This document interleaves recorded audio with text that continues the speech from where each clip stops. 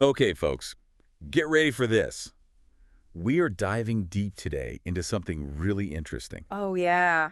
We're talking about the U.S. federal budget. Huge topic. It is a big one, Mm. and, not just any budget cycle. We're talking about a very specific thing. Right.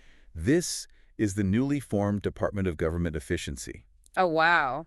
which everybody is calling DOGE. Catchy. It is. Mm-hmm. And their mission is to basically just make the government, more efficient. Sound like a big job. It does sound like a big job, and we've got a lot of stuff to talk about today. We've got articles, we've got interviews with people. I know. It's We've even got some analyses of how the government has tried to reform itself in the past. yeah, and some of those are really fascinating. They are really fascinating, and actually you shared with me a report Yes. that really stood out, which was the Grace Commission report, Right. which happened under President Reagan Yeah, back in the 80s. back in the 80s. It's a really interesting comparison point. It is a really good one to look at to see what they're trying to do now. Yeah, and it's important to kind of understand where we've been to maybe see where we're going. Absolutely. So I guess let's just jump right into it. Okay. So BOGE, this new department, Yeah. basically what they're trying to do is they're going into all these different federal agencies Uh-huh.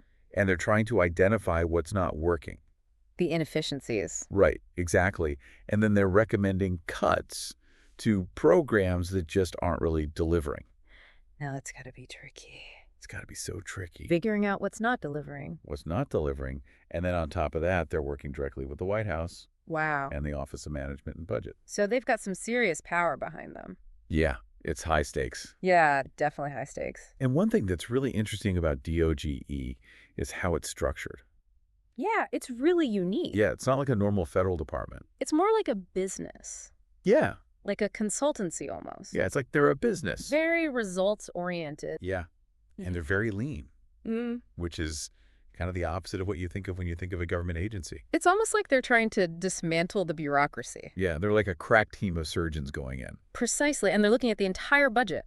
Which is how much? $6.5 trillion. $6.5 trillion. That's everything the nation spends. And they're trying to cut it. that's the goal. Well, one of the people behind this is Elon Musk. Right. He's a key player. And he's actually projected that they could save up to $2 trillion. $2 trillion. Yeah, which just mind-boggling to me. That's a huge number. It's a huge number. So how do they plan on doing that? Yeah. What's the roadmap?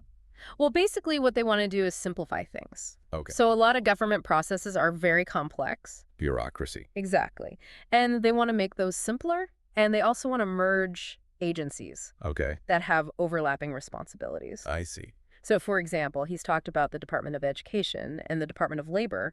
Okay. And how they both do some of the same things Interesting. in workforce development. So they're thinking maybe we could just combine those. Combine them and just save a lot of money. Exactly. Streamline everything. That sounds good in theory, but I imagine... There are challenges. Yeah, I was going to say, what are the downsides here? Well, I mean, first of all, you've got all the people who work in those agencies. Right? They have jobs. They have jobs. And then you've got the people who rely on those services. Students, people looking for jobs. Right, exactly. And there's a concern that if you cut too much, Yeah. you might actually harm some of those vital services. Yeah, that makes sense. And that's something that the Grace Commission report actually highlighted, too. Oh, absolutely. They said that a lot of times these attempts at reform...